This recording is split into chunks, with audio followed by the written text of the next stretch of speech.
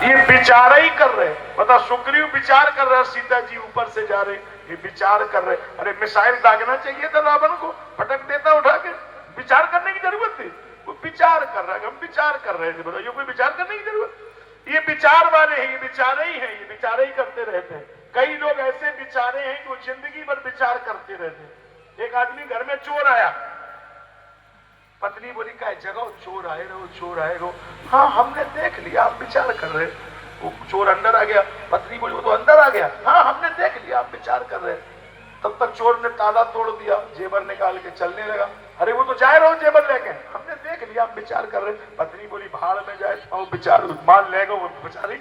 अरे कुछ कर्म करिए, विचार करने की जरूरत। तो ये विचार करने वाले ऐसे ही होते, विचार ही करते थे, जीवन भर विचार करते रहते, कर कुछ नहीं पाते। अब आइए लंका। लंका में केवल कर्म है, विचार नहीं है। जब लंका में ये सूचना गई कि सेना आ गई है, कल से युद्ध होगा, विचार करिए, तो एक निशाचर कह रहा था का करिए विचारा। काहे का विचार करो, क्यों? बोले कल से निमंत्रण कराए दो पूरे इलाका भर में। कौन सा निमंत्रण? आप क्या बोलते, चूल का निमंत्रण बोलते? बोले निमंत्रण कर दो कि कल से कहीं लंका में भोजन नहीं बनेगा। काहे? बोले सेना में कौन है? बानर, भालू, नर बानर। तो बोले कल से सभी निशाचर निकलो, उठाओ खाओ, उठाओ खाओ, उठाइए खाइए, उठाइए खाइए। तो मैं क्या लड़ाई की जरूरत? नरक भालू आहार हमारा, ये तो हमारा भोजन है, इसमें क्या लड़ाई होगी? एक पढ़ा लिखा था, प्रहस्त नाम था उसका, उसने कहा तुम्हें शर्म तो लगती नहीं है, गलत सिखा रहे लोगों को, उठाने खाने से युद्ध पूरा हो जाएगा। बोले हाँ हो जाएगा, जब नरक, ये तो बंदर भालू तो हम लोग खाते हैं ना, उठा के खा लेंगे, खत्म हो जाएगा युद्ध। प्रेस ने कहा एक बात बताइए, हाँ एक बानर अभी लंका जलाने आया था। हाँ आया था, तो उस समय तुम्हारा क्या लीवर खराब था?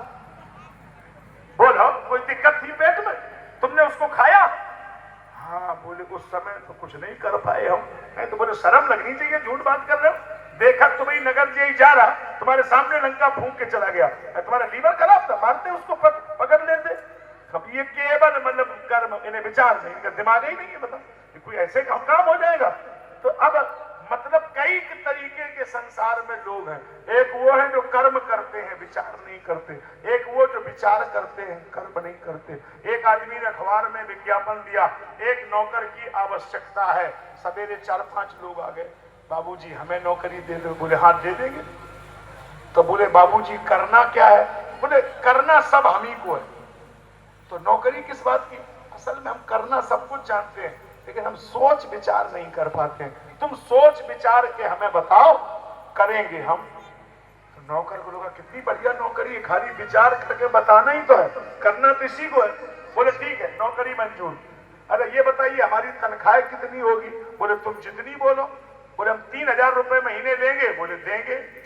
अच्छा तो आप करते क्या है ये तो बताओ।